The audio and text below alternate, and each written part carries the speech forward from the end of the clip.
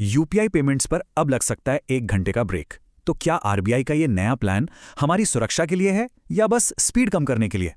तो सवाल ये उठता है कि यूपीआई की जो इंस्टेंट पेमेंट वाली बात है, कहीं वही तो सबसे बड़ा खतरा नहीं? देखिए, यूपीआई की ताकत ही उसकी कमजोरी है। पैसा तुरंत जाता है, पर एक बार गया तो वापस नहीं आता, और फ्रॉड करने वाले इसी का फायदा उठाते हैं।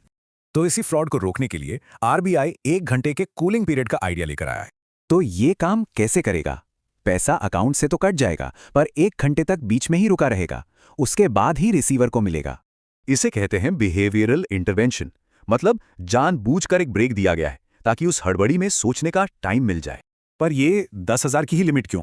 क्योंकि पैसों के कुल फ्रॉड का 98% नुकसान इसी अमाउंट के ऊपर होता है। तो एक तरफ तो फ्रॉड से बचाव है, पर दूसरी तरफ छोटे दुकानदारों और गांव के लोगों के लिए ये एक नई मुश्किल भी खड़ी कर सकता है।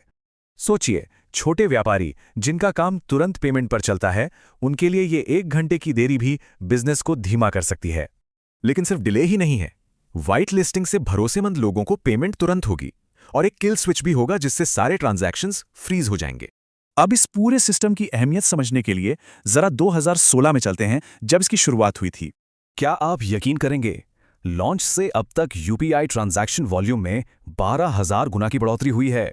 2016 में लॉन्च हुआ, कोविड में इसने रफ्तार पकड़ी, और आज ये फ्रांस और यूएई जैसे देशों तक पहुंचकर एक ग्लोबल मॉडल बन चुका है।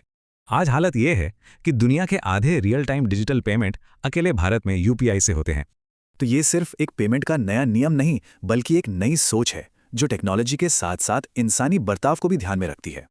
तो सवाल बस इतना सा है, क्या हम सब अपनी सुरक्षा के लिए ये थोड़ी सी देरी अपनाने को तैयार हैं?